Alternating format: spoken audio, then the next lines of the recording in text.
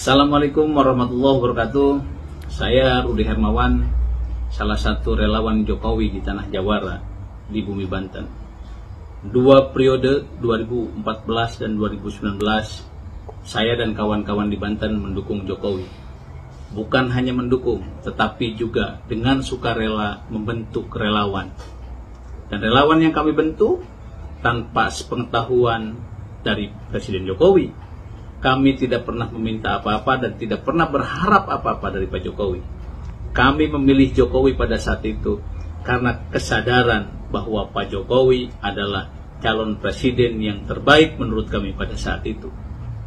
Dan saat ini, ketika kami harus mendukung salah satu calon presiden Republik Indonesia di 2024 nanti, kami tidak perlu menunggu instruksi dari Presiden Jokowi. Capres yang akan kami dukung adalah capres yang menurut akal sehat kami yang terbaik di antara calon-calon lainnya. Jadi sekali lagi, kami adalah relawan pendukung Jokowi di Provinsi Banten. Tetapi ketika harus memilih calon presiden 2024 nanti, kami tidak perlu menunggu instruksi dan komando Jokowi. Kami memiliki akal sehat dan akal waras. Dan menurut akal sehat dan kewarasan kami, calon terbaik yang akan kami dukung adalah Ganjar Pranowo. Dengan atau tanpa Presiden Jokowi, kami akan tetap mendukung calon Presiden Ganjar Pranowo sampai menang menjadi Presiden Republik Indonesia.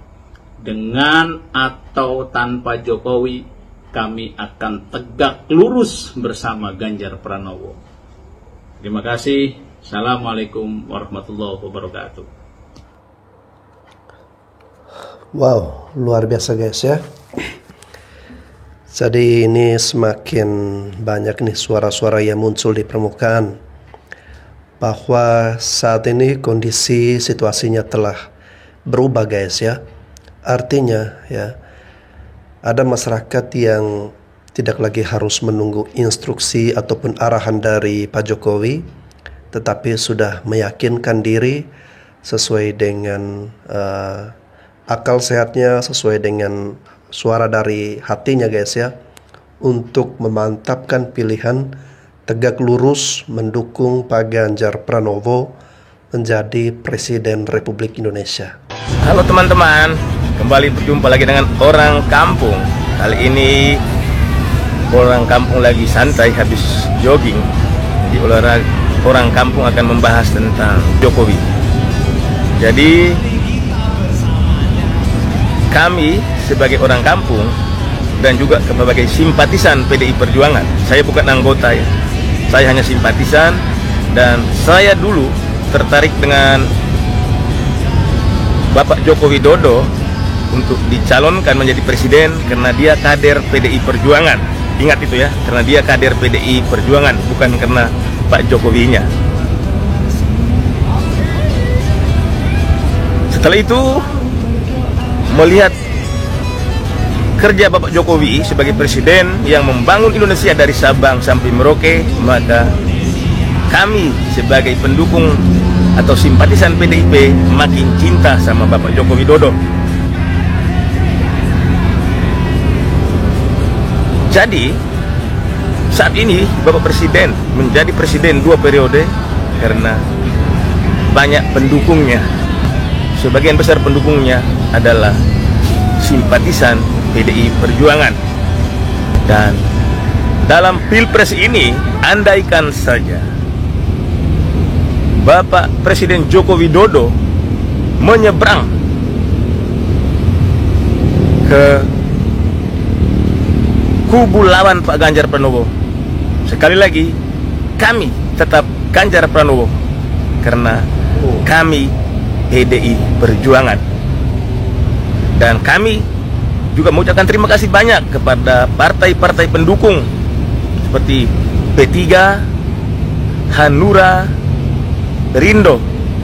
Semoga kalian jaya dengan mendukung Bapak Ganjar Pranowo sebagai calon presiden 2024 mendatang.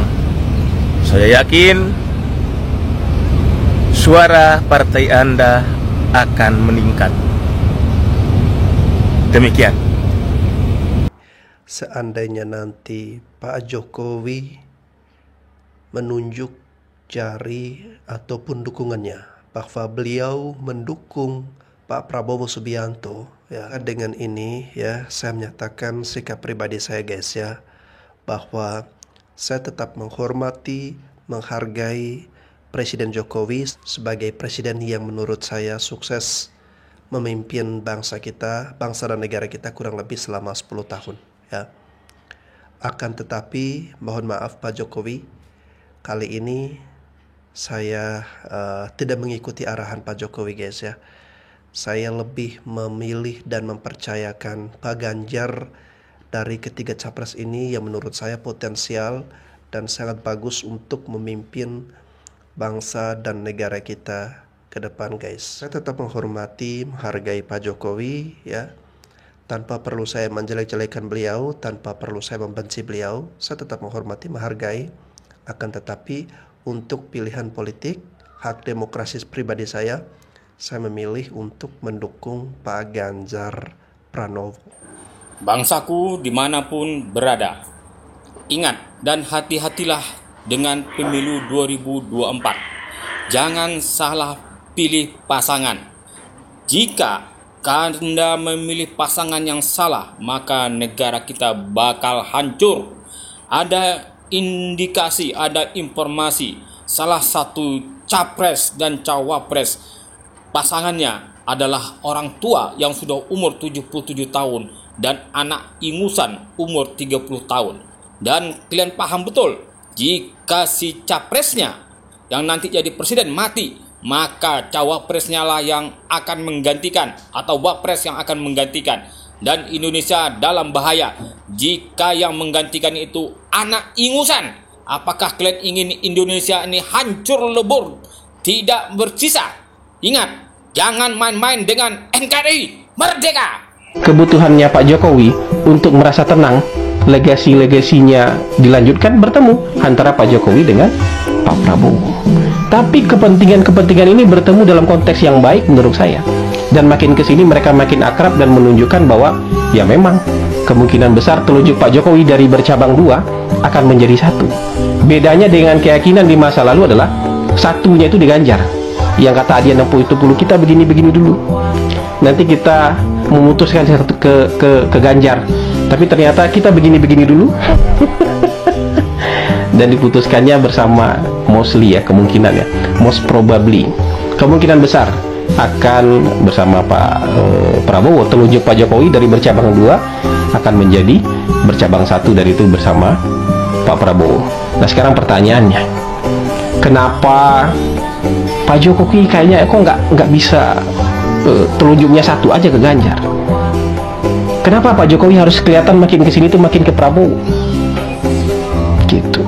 Kita tidak bisa hanya selesai dengan narasi pengkhianat, narasi apa lagi, narasi kacang lupa kulitnya dan segala macam. Ini kan ada berbagai macam kepentingan yang selama ini sudah berbentur-bentur, yang sampai pada satu kesimpulan mungkin, oh kita nggak bisa sama-sama lagi. Bayangkan coba Pak Jokowi itu berbusa-busa bilang jangan berpecah belah untuk 2024 ini. Kenapa 3 periode ke depan, 2024, 2029, 2034, masa keemasan Indonesia, masa yang paling menentukan Indonesia bisa jadi negara maju atau enggak. Kalau kita pecah belah, kalau kita bertengkar, nggak nyampe kita di masa itu. Masa itu lewat begitu saja dan sia-sia. Itu concernnya Pak Jokowi. Tapi pihak di sini itu nggak pernah mau terima bahwa kalau berbeda nggak apa-apa. Tapi kebencian tetap dilontarkan. Kebencian itu sampai menyerang hal-hal yang personal dengan dalih calon presiden boleh dong kita kuliti hal-hal personal. Anda lupa bahwa hal-hal personal itu menyebabkan kebencian itu nggak bisa hilang. Makanya saya bilang ketika Soekarno berdebat dengan Hatta itu nggak ada kebencian personal. Tapi ketika Syahrir pernah mengkritik Soekarno soal yang sangat personal, soal suara jelek aja, dendamnya terbawa sampai tahun 60-an. Dipenjarain Syahrir sama dia. Gitu. Nggak ada konflik personal antara Soekarno dan Hatta. Konfliknya adalah konflik gagasan, ide, dan kepentingan politik. Tapi konflik Soekarno dengan Syahrir itu konflik personal. Itu bedanya. Lukanya nggak pernah sembuh. Lukanya tidak pernah. Coba bayangkan narasi-narasi yang dibangun terhadap Pak Prabowo, selain hal-hal yang terkait dengan dirinya Pak Prabowo, semacam dosa warisan juga dibuka. Anak pengkhianat PRRI lah, anak pemberontak PRRI lah. Bapaknya disalah-salahin karena pernah ikut PRRI. Padahal yang ikut PRRI itu banyak. Dan banyak yang jadi pahlawan nasional yang ikut PRRI itu. Bahkan bapaknya Prabowo dapat bintang Mahaputra. Tapi narasi-narasi itu dibaca oleh Pak Jokowi, ini orang-orang nggak bisa dibilangin. Isinya kebencian aja. Saya pernah bilang dalam podcast ini juga, mereka bukan pendukung Pak Jokowi sebenarnya kalau begitu. Mereka itu pembenci Prabowo, dan hari ini identitas mereka yang asli keluar sebagai pembenci Prabowo. Makanya serangan-serangan politiknya adalah tidak hanya serangan-serangan politik, tapi juga serangan pribadi yang dibilang oleh Pak Jokowi, jangan berpecah belah, jangan tebar fitnah, jangan tebar hoax. Macam-macam hoaxnya. Entah apa aja hoaxnya, nanti kita tampilkan aja satu-satu hoaxnya di sini. Udah sama kayak seperti orang yang membenci Pak Jokowi di tahun 2014, 2019. Itu yang menurut saya menyebabkan Pak Jokowi akhirnya nggak bisa nih. Telunjuk saya harus ada di tengah nih. Karena di tengah ini simbol persatuan, nggak benci kemana-mana. Jadi akhirnya Pak Jokowi mendaratkan kebutuhan, kepentingan, dan cita-citanya di tengah. Dan sekarang yang ada di tengah siapa? Pak Prabowo. Dan kalau hari ini kepentingan Jokowi dan Prabowo ketemu di tengah, itu adalah demi Indonesia yang lebih baik, demi Indonesia yang tidak terpecah 2024, 2029, 2034, demi Indonesia yang bisa meraih kemajuan, bisa menggapai yang namanya Indonesia Emas itu. Jadi Indonesia Emas itu tidak cuma konsep. Oke, menarik sekali ya ulasan dari abang ini. Jadi menurut abang ini guys ya, dari Pak Jokowi yang semulanya bercabang dua ya, makin kesini semakin jelas menurutnya akan bercabang satu, yakni arahnya ke Pak Prabowo ya. Oke, kalau abang berbicara soal Indonesia Emas ya, 5 tahun, 10 tahun, atau 15 tahun yang akan datang ya. Nah itu menurut saya ya kembali lagi ya, pemimpin mana yang nantinya, figur mana yang nantinya yang paling tepat potensial untuk memimpin bangsa dan negara kita ya. Yang paling pertama kita lihat dulu dari faktor fisik ya. Karena untuk menuju Indonesia yang seperti itu kita butuh presiden yang mobilitasnya tinggi guys ya. Yang fisiknya kuat untuk melakukan banyak hal-hal besar, yang bisa berada di berbagai titik. Dan itu kita membutuhkan figur yang kuat secara mental maupun fisik. Dan saya melihat itu semua potensinya ada dalam diri Pak Ganjar guys ya. Oke, kita tetap menghargai segala bentuk perbedaan yang ada ya.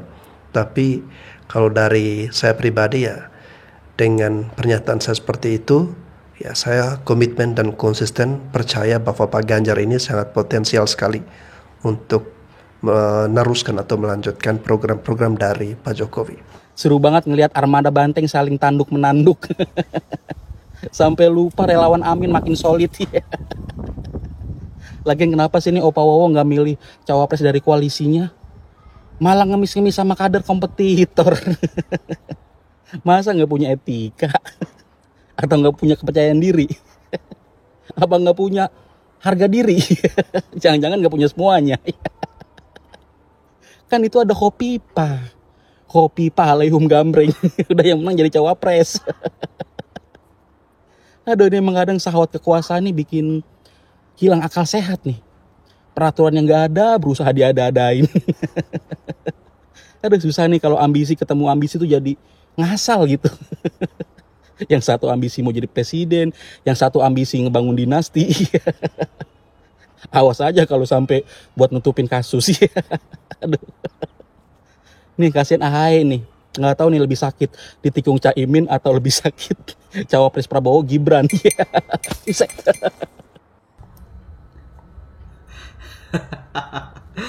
Bentuk kepanikan benar-benar ditunjukkan oleh seorang ketua Projo versi Budi Ari atau Budi Ari, di mana kegiatan yang harusnya dilaksanakan di Senayan setelah kemudian Pak Jokowi menyampaikan sambutan dan Pak Jokowi tidak memberikan petunjuk kepada siapa kemudian Pak Jokowi mendukung, tiba-tiba Budi Ari mengirim WA atau informasi kepada wartawan untuk pindah ke Kartanegara, ke rumahnya Pak Prabowo. Lalu di sana Budi Ari memberikan dukungan secara resmi kepada Pak Prabowo. Ini menunjukkan bahwa Budi Ari sedang bingung sebingung-bingungnya. Budi Ari sedang panik sepanik-paniknya. Coba teman-teman bisa dengarkan tadi ketika Budi Ari memberikan sambutan bahwa Projo itu tidak akan memberikan dukungan sebelum telunjuk Pak Jokowi jelas. Projo itu berbeda dengan organ-organ yang lain yang sudah menunjukkan dukungan. Gitu katanya Budi Ari di sambutannya. Tapi setelah beberapa jam, barusan Budi Ari tiba-tiba sudah menunjukkan dukungan kepada Pak Prabowo. Padahal Pak Jokowi belum memberikan statement apapun mendukung siapa. Makanya Budi Ari, saya hanya mengingatkan, kalau ini cuma kalau ya, kalau berjanji itu lebih hati-hati. Takutnya Anda terjebak dalam janji yang Anda buat gitu. Saya cuma kasihan sama Anda gitu loh. Akhirnya kan bingung gitu loh. Acara di Senayan tiba-tiba pindah ke Kartanegara. Budi Ari, ya semakin terlihat lah bahwa faktanya apa yang disampaikan oleh Budi Ari tadi dalam sambutannya itu hanya lip service gitu loh. Hanya kata-kata gitu loh. Kata-kata tegak lurus, tegak sini, tegak sana. Padahal dia sudah punya pilihan, yaitu Pak Prabowo. Masyarakat itu pintar Budi Ari. Janganlah kalau mau tipu masyarakat itu. Masyarakat itu tahu mana pemimpin yang baik, mana kemudian pemimpin yang layak dipilih. Kita, Pak Ganjar, Budi Ari, ya. Tahun ini kita bersaing dalam Pilpres 2024. Ingat Budi Ari ya, tahun ini kita bersaing. Projo itu yang dibawa oleh Budi Ari adalah Projo gerbong kosong. Kita bersaing Budi Ari. Semangat Budi Ari. Semoga Anda betah di sana, tidak kemudian lari-lari kemana-mana, dan kuat akan tekanan Budi Ari. Semangat Budi Ari.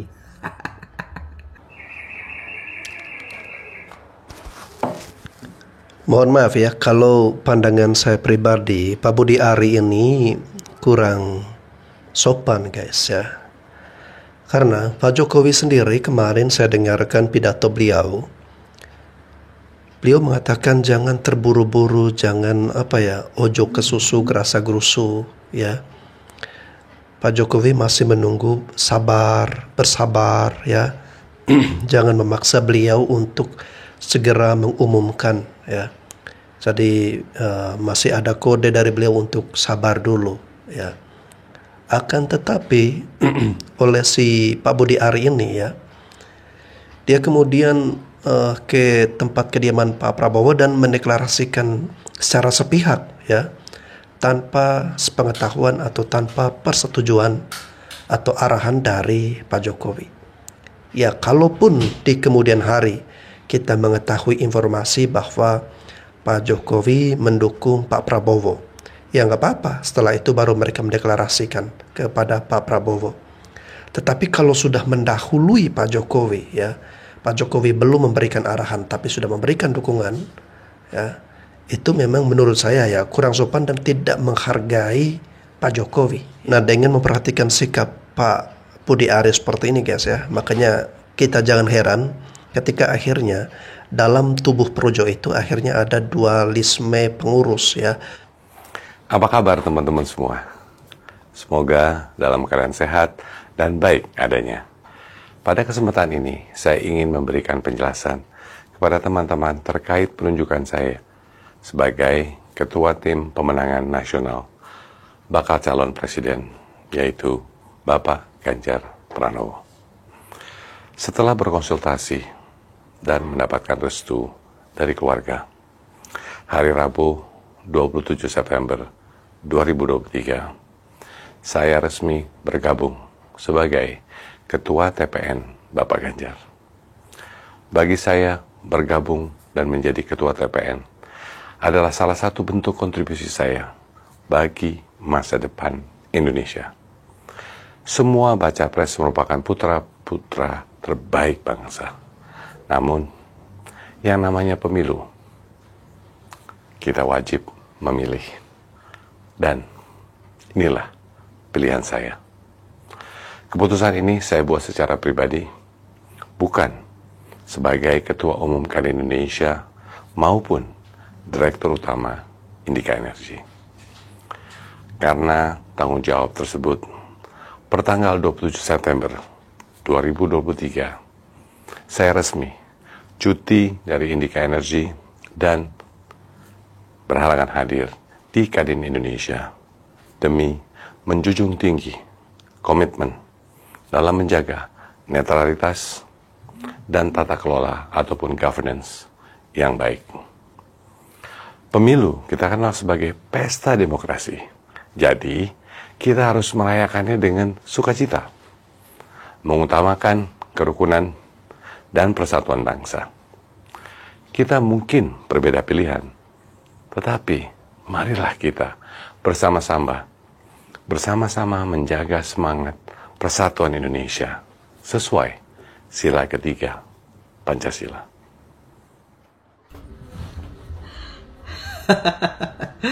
Nampak sekali ya hari ini bagaimana wajah-wajah kekecewaan dari Ketua Projo Budi Ari, dari ketua-ketua umum partai Koalisi Indonesia Maju yang hadir dalam acara Rakernas Projo hari ini.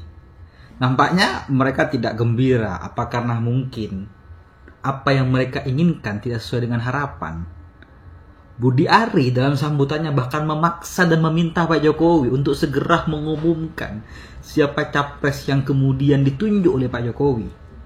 Nyatanya Pak Jokowi tidak mengiyakan apa yang diinginkan oleh Budi Ari.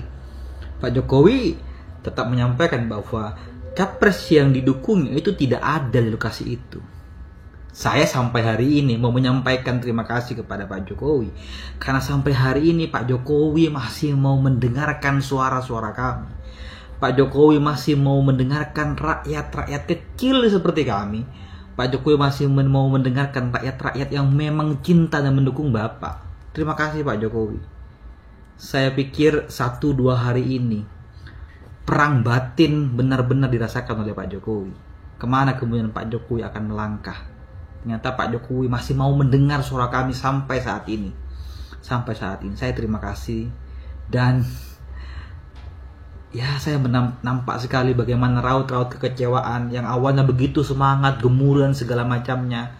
Ketika kemudian Pak Jokowi menyampaikan bahwa calon presiden yang akan dipilih tidak ada di situ, semuanya langsung hening, sepi, tidak ada teriakan-teriakan lagi. Ya, suasana yang awalnya gembira itu tiba-tiba hening sedemikian rupa. Para ketua umum partai seakan-akan diam di posisinya masing-masing.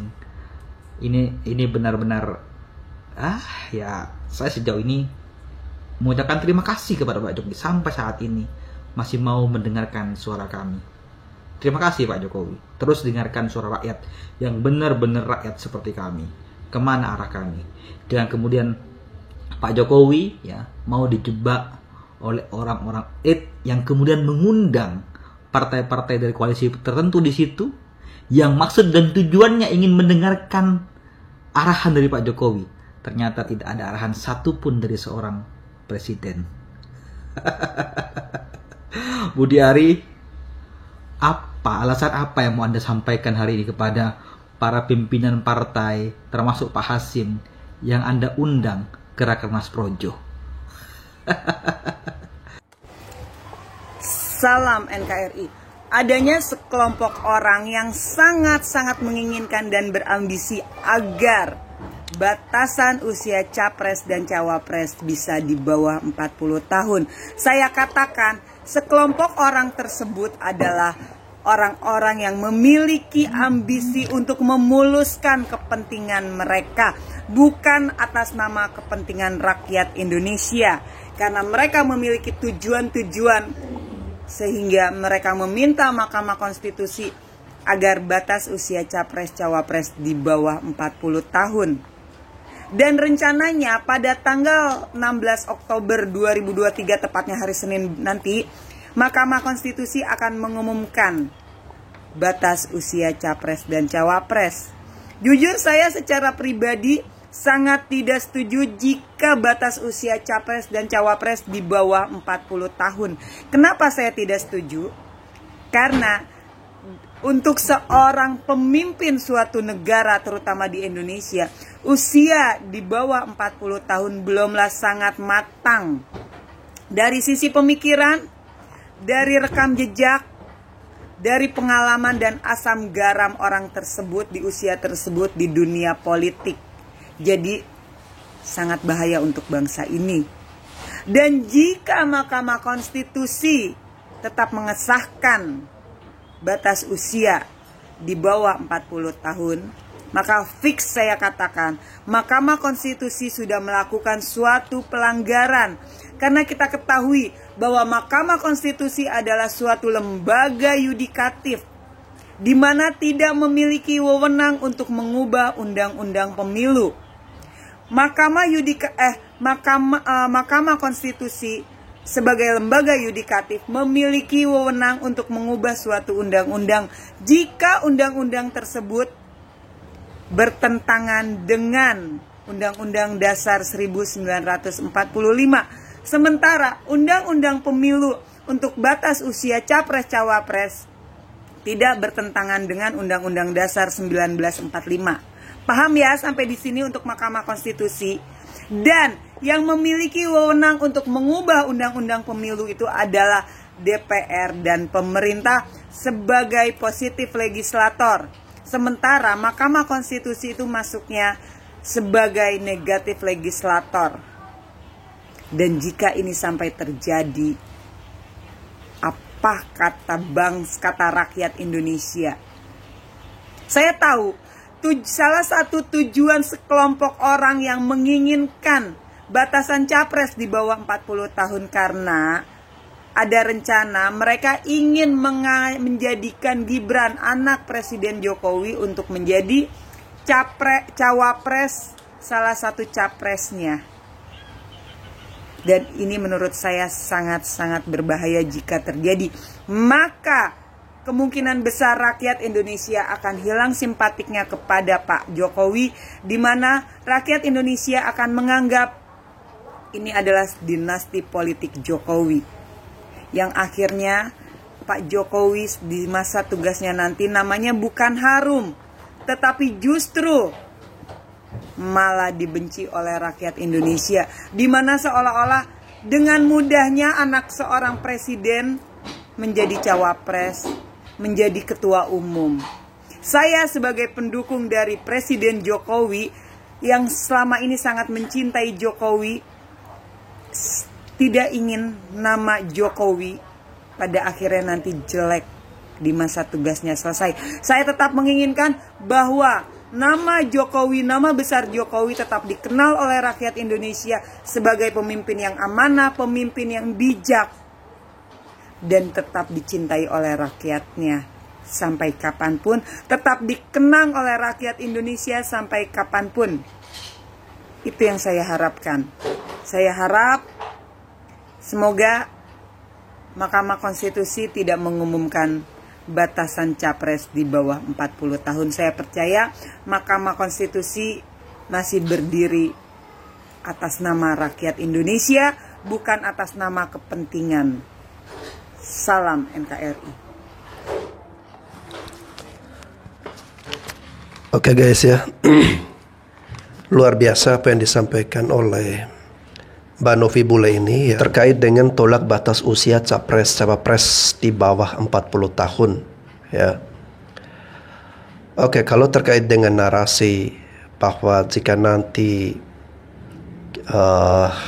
MK meloloskan syarat 35 tahun lalu kemudian Gibran menjadi cawapres dari Pak Prabowo ya, lalu kemudian mengatakan bahwa banyak orang yang akan membenci Presiden Jokowi, Presiden melakukan politik dinasti dan sebagainya guys ya. Kalau pengamatan saya secara pribadi ya, sikap pribadi saya maksudnya ya, Saya tidak perlu harus membenci Pak Jokowi, ya, sekalipun nanti berbeda pilihan dengan beliau, ya.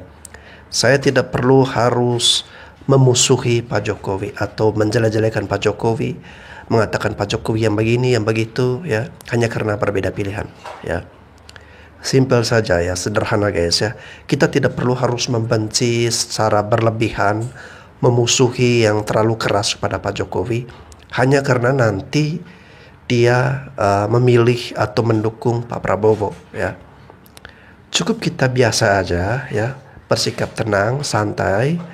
Lalu kemudian pada saat hari hal atau selanjutnya kita tetap memberikan pilihan dan dukungan kita kepada Pak Ganjar Pranowo tanpa harus membenci pihak manapun guys, ya. Karena yang harus kita kedepankan adalah persatuan dan kesatuan bangsa kita guys, ya. Berbeda pilihan itu wajar dan sah-sah saja. Lagi pula yang nanti yang menentukan kemenangan seseorang itu guys, ya, kemenangan salah satu atau capres nanti yang akan terpilih itu, yang sangat menentukan adalah suara dari masyarakat Indonesia, ya.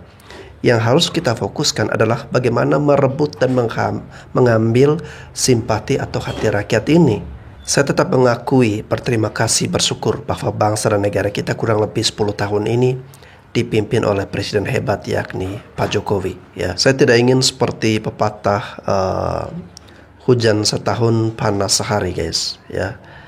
Jangan karena Pak Jokowi memiliki pandangan politik yang berbeda lantas kita harus memusuhi, membenci dan mengabaikan semua kebaikan beliau yang sudah beliau lakukan selama ini guys, ya. Jadi kita tetap mendukung Pak Ganjar Pranowo tanpa harus membenci Presiden Joko Widodo. Halo, assalamualaikum. Harus dijawab juga ya tentang yang Pak Ari Budi mendukung Bapak Prabowo. Yaitu terserah Pak Ari Budi kalau mau mendukung Pak Prabowo, terserah dia. Yang penting rakyat memilih Ganjar karena nggak ngaruh mau itu relawan mana, mau itu relawan apa gitu. Rakyat mah nggak bakalan bisa dipengaruhi gitu. Kalau sudah cinta, kalau sudah nekat mendukung, ya tetap didukung. Gak ngaruh itu, walaupun itu Projo Ari Budi, gak ngaruh. Toh relawan seperti itu bisa didirikan lagi gitu, bisa didirikan lagi yang baru gitu. Biarkan saja mereka mendukung Bapak Prabowo. Yang penting kita sebagai rakyat Indonesia harus cerdas memilih calon pemimpin untuk Indonesia. Jangan menyesal 5 tahun lamanya kita menunggu lagi untuk mengganti presiden. Ya. Bukan saya tidak suka Bapak Prabowo, bukan. Bukan saya tidak suka Pak Anies, bukan. Tetapi di sini adalah pertaruhan kemajuan, kesuksesan Indonesia menuju Indonesia emas. Kalau seandainya Indonesia mendukung perubahan, kita nggak sampai ke Indonesia emas. Ya mau dirubah apanya? Kalau dirubah lagi, ya begitu lagi, nggak jadi terus gitu. Kita mundur ke belakang kalau mengikuti perubahan gitu. Bapak Prabowo mungkin akan melanjutkan, tetapi di sini faktor usia ya yang menjadi kendalanya gitu. Terserah sih wakil presidennya siapa, terserah mau Gibran mau siapa. Tapi kalau Pak Jokowi ditawarin menjadi wakil presiden, masa iya sih mau Bapak Jokowi ditawarin jadi wakil presiden? Seharusnya Bapak Jokowi levelnya lebih tinggi daripada presiden lagi. Mungkin ketua umum PBB. Kalau untuk menjadi wakil Bapak Prabowo, Gibran, nggak mungkin lah usia nggak sampai. Saya rasa usia untuk menjadi wakil masih tetap 40 tahun ke atas gitu. Nggak bisa dirubah itu, masa mendadak sih? Ada pemilu terus buru-buru dirubah, ya nggak bisa dong. Rakyat marah dong. Tapi terserah, terserah. Dan acara menang tidak menangnya, keputusan yang memegang kendalinya adalah rakyat, yang memilihnya rakyat gitu. Rakyat sekarangnya pada pinter-pinter, nggak pada bodoh-bodoh, pada pinter-pinter sekarang ini. Ya, gara-gara Ari Budi jadi merembet kemana-mana saya jadi ngomongnya ya. Ya masyarakat yang menilai gitu. Siapa calon pemimpin yang bisa merangkul rakyatnya? Siapa calon pemimpin yang merangkul hanya bagian golongan-golongannya saja gitu. Rakyat sekarangnya sudah cerdas, sudah pinter, nggak usah khawatir. Bapak Ganjar Pranowo walau tanpa dukungan Bapak Ari Budi, ya tidak risau, nggak usah takut, nggak usah panik. Di belakang Bapak Ganjar Pranowo ada rakyat yang setia, akan setia mendukung Bapak Ganjar Pranowo. Kami tidak akan membiarkan Bapak Ganjar Pranowo berjuang sendirian. Sama kami akan mendukung Bapak Ganjar Pranowo seperti mendukung Bapak Jokowi. Tidak akan pernah membiarkan Bapak Jokowi berjalan ataupun berjuang sendiri. Kami rakyat yang mencintai beliau akan tetap mendukungnya. Gitu ya. Oke. Cukup ya jawabannya ya.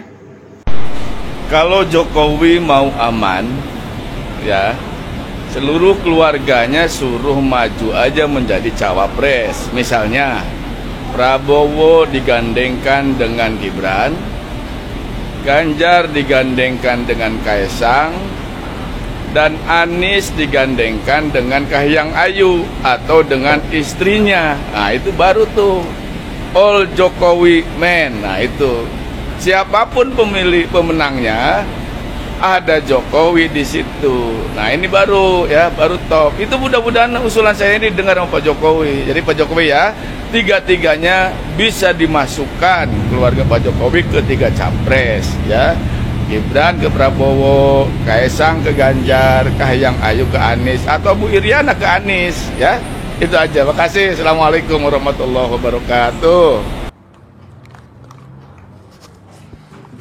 Oke guys ya, semakin kesini akan semakin banyak narasi-narasi yang menyerang ataupun membenci Pak Jokowi hanya karena perbedaan pilihan seperti ini guys ya. Oke, apapun keputusan Pak Jokowi nanti bagi saya tidak berpengaruh ya. Saya tetap tegak lurus mendukung Pak Ganjar Pranowo ya. Karena melihat calon yang sangat potensial, yang energik, lincah ya, yang memiliki ide-ide wawasan yang bagus, yang punya ketegasan dan leadership yang baik. Saya melihat semuanya itu ada dalam diri Pak Ganjar Pranowo ya. Oke guys, kita tetap nantikan perkembangan selanjutnya. Kita masih menunggu ya seperti apa nanti arahan dari Pak Jokowi, karena kemarin di Projo itu Pak Jokowi belum mengumumkan, belum mengeluarkan statement, kalimat kata-kata secara eksplisit bahwa beliau mendukung si A atau si B ya. Beliau masih menunggu kita untuk bersabar dan kita masih menunggu guys ya. Karena Pak Jokowi ini ya permainan politik beliau itu kadang susah untuk kita tebak guys ya. Kita tidak pernah mengetahui seperti apa nanti pilihan dari atau arahan dari Pak Jokowi dan masih membutuhkan waktu. Tetapi ingat, kita tetap menjaga persatuan dan kesatuan sebagai sebuah bangsa yang besar, bangsa yang luar biasa, bangsa Indonesia guys. Saya Bastian Sebo, sekian dan terima kasih.